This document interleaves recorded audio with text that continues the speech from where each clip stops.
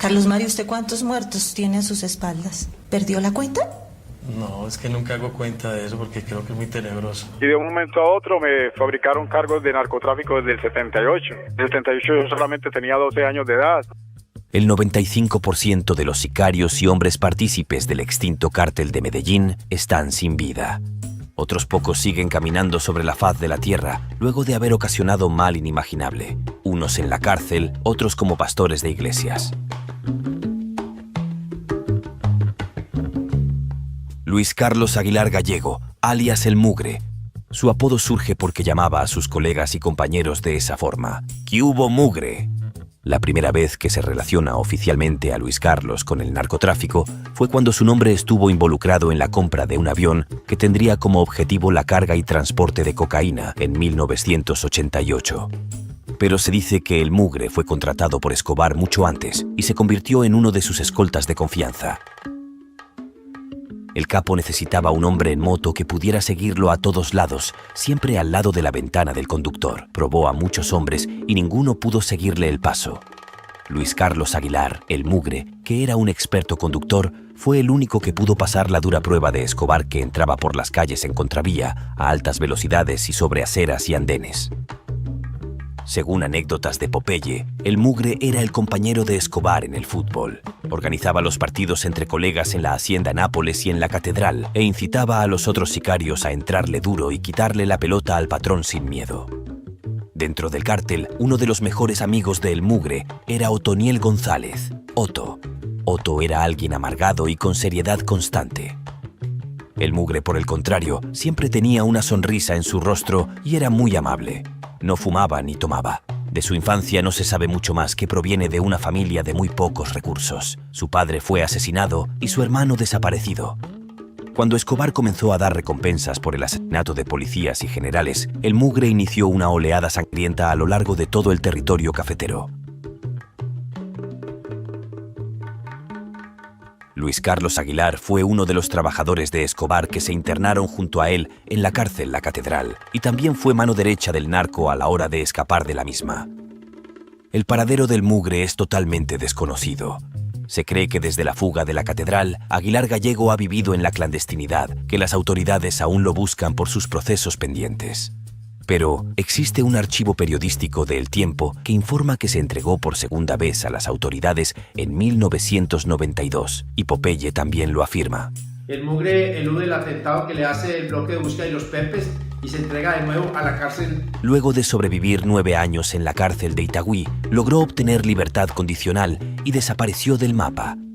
Según Popeye, estando en Argentina, El Mugre pierde a una hija y debido a esto se convirtió en religioso y servidor de la Iglesia Católica. Porque ha encontrado el verdadero camino, hoy en día es un hombre de Dios, ya es un pastor cristiano, a raíz del golpe brutal que recibió en la humanidad de su hermosísima hija, y se ha trasladado desde la Argentina a España. Por otro lado, fuentes oficiales mencionan que Luis Carlos Aguilar fue visto en un partido de fútbol de la selección Colombia contra España en el año 2017. Quienes lo vieron indagaron un poco sobre su vida y supuestamente se dedica a ser sacerdote en alguna iglesia en la ciudad de Murcia, España. Allí ya es un pastor, él al mirar ha abandonado el odio, ha abandonado la avaricia, ha abandonado todas las cosas terrenales y se ha dedicado a las cosas de Dios. Carlos Mario Alzate Urquijo, alias El Arete. La abuela del Arete, María Gaviria Berrío, era hermana de Hermilda de los Dolores Gaviria Berrío, la madre de Escobar. Es decir, Catalina Urquijo Gaviria, la madre de El Arete, era prima hermana de Pablo Escobar y Gustavo Gaviria. El Arete entonces es primo segundo de Pablo y Gustavo. Quizá por esto era otro de los sicarios más cercanos del capo. El Arete primero estuvo interesado en su formación académica.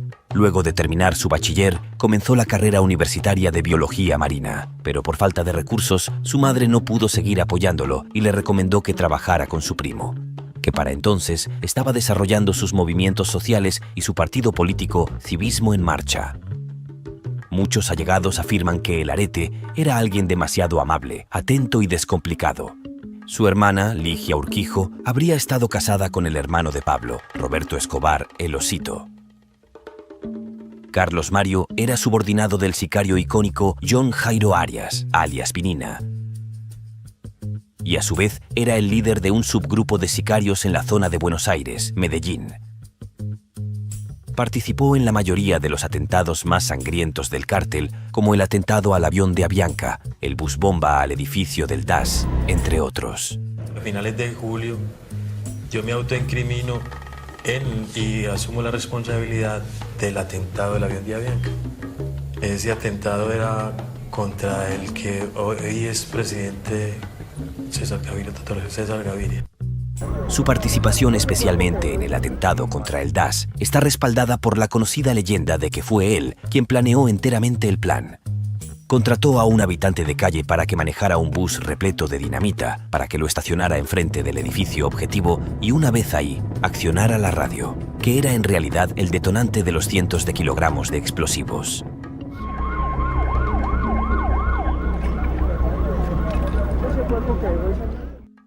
Todo esto fue confirmado por él mismo al momento de entregarse a la justicia en 1993, con el fin de que su condena se viera reducida de gran manera.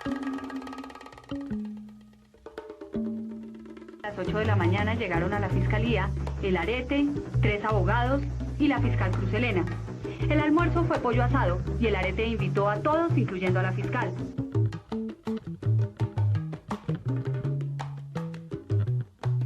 Carlos Mario, ¿usted cuántos muertos tiene a sus espaldas? No recuerdo. ¿Perdió la cuenta? No, es que nunca hago cuenta de eso porque creo que es muy tenebroso. Cuando estaba en prisión, había una sola cosa que desvelaba a Carlos Mario: su moto.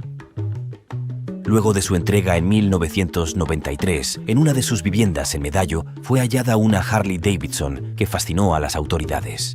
Una máquina de 1.300 centímetros cúbicos, con enchapes, acabados y piezas en oro puro, valorada en 120 millones de pesos colombianos de la época, que equivaldrían a alrededor de $150.000 actuales.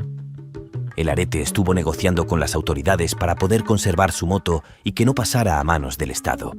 Pero al final terminó en el Museo Histórico de la Policía Nacional, donde comparte stand con algunas propiedades de Escobar, como su reloj Cartier y su pistola Sig Sauer 9 milímetros. Alzate cumplió una sentencia de tan solo 8 años gracias a sus grandes confesiones, saliendo libre en 2001, y debido a un ataque que pretendía acabar con su vida justo al salir en libertad, el gobierno se vio obligado a brindarle seguridad y una nueva identidad. Se cree que el ataque fue perpetrado por Carlos Castaño, quien participó en el atentado al avión de Avianca y temía ser delatado. Desde ahí prácticamente nada se sabe sobre el Arete. Se rumorea que decidió irse a Europa y que sigue con vida. Y finalmente, la Kika, el caso más interesante de los sicarios vivos de Escobar. Dandeny Muñoz Mosquera es uno de los 15 hermanos que conformaban su familia. Entre ellos se encontraba también otro sicario cercano a Escobar, alias Tyson, y se dice que otros 2 desempeñaban actividades delictivas igualmente. La familia Muñoz Mosquera vivía en la comuna nororiental, de donde salían la mayoría de jóvenes reclutados por los cárteles. Doña Lilia, ¿usted cuántos hijos tiene? En este momento, pues, lo que me dejaron son 10. ¿Cuántos le mataron? 5. Brances Muñoz, alias Tyson, fue rastreado por la policía en una casa de Medellín, dado de baja en el patio de la misma mientras intentaba huir a finales del año 92. Audi Fernando y Ángelo Yamil, que uno era universitario en publicidad y otro trabajador en una empresa de gaseosas, fueron asesinados ambos por hombres que llegaron a la casa de la familia en busca de Dandeny y Brances. Al parecer, la causa de sus muertes habría sido sencillamente ser hermanos de Tyson y la Kika. Irónicamente, la familia Muñoz Mosquera hacía parte de una iglesia cristiana donde su padre era pastor, al mismo tiempo que era policía, y su madre una predicadora y trabajadora social de una cárcel. Se dice que Dandeny era uno de los encargados de acabar con personas indeseadas al interior del cártel. Fue otro supuesto partícipe del atentado a la Avianca y, al igual que casi todos en la lista, acabó con la vida de decenas de policías. Todos estos son supuestos, ya que actualmente Dandeny se declara completamente inocente. Afirma que nunca trabajó para Escobar y que fue acusado por testigos falsos.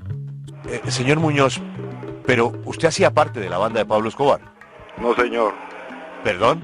No, señor. ¿Usted no conoció a Pablo Escobar? Mi hermano sí trabajaba para él, yo trabajaba para otro señor que se llamaba Chiruza, y por eso me relacionaron a mí con él. ¿Y qué hacía usted para Chiruza? Yo era guardaespaldas de él. ¿Cuántas personas reconoce usted haber asesinado? A ninguna. Es decir, usted solamente hacía un servicio de seguridad. Sí, yo era delincuente, también estuve en la delincuencia, estuve muchas veces en la cárcel por robo.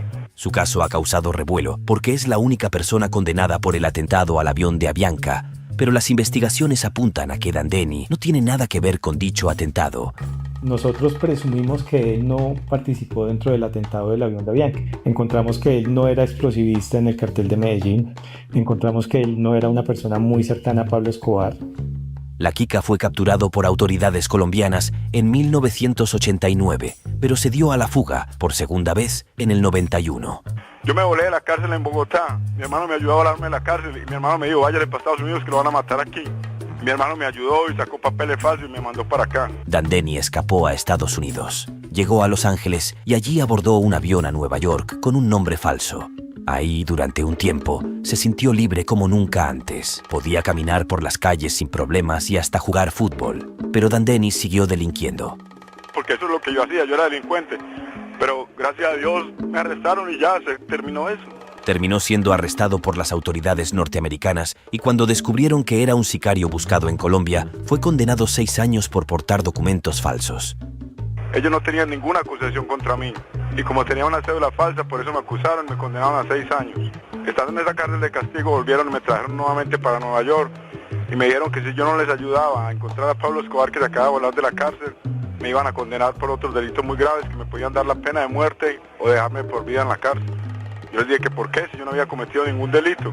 Se le acusó de haber producido y exportado en territorio estadounidense toneladas de cocaína y de haber asesinado a 2 ciudadanos americanos, los 2 que iban en el vuelo de Avianca. O sea, usted en Colombia no está acusado de haber matado a los 100 colombianos y en Estados Unidos de sí haber matado a los 2 americanos.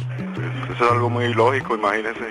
En el país donde sucedieron los hechos y que ha hecho la investigación, nunca me acusaron de ello. Y en un país ajeno a los hechos, con puras mentiras, con testigos falsos, me condenaron por ello. El entonces fiscal general de la Nación, Gustavo de Grave, le envió una carta al juez americano encargado, en la que aseguraba que la justicia colombiana no tenía ninguna prueba de que Muñoz Mosquera hubiera tenido algo que ver con el atentado. Luego de enviar dicha carta, salió un testigo en la corte estadounidense a informar que el fiscal colombiano había sido sobornado. Inmediatamente pusieron una testigo falsa. Que eso está en los récords de la corte, que dijera que el señor Gustavo de Grey había recibido dinero para mandar esa carta. Que hasta ese señor, una de las personas más íntegras de Colombia, hasta ese señor lo quisieron enlodar.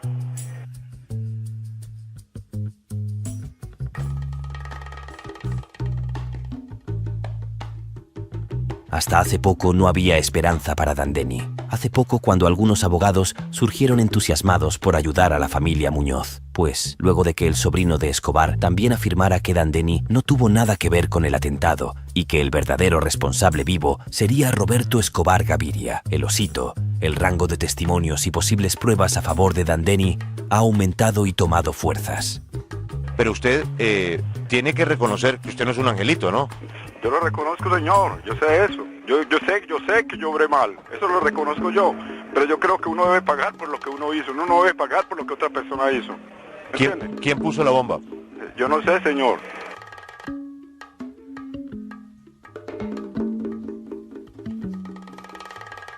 Y no solo algunos de los sicarios de Escobar siguen con vida, también socios importantes e icónicos del cártel de Medellín, como Carlos Leder, El Osito, los hermanos Ochoa y familiares de Escobar. Todos con historias interesantes, pero eso ya es tema de otro video. Suscríbete a Historias por Melo y deja un comentario si te ha gustado. Gracias por ver.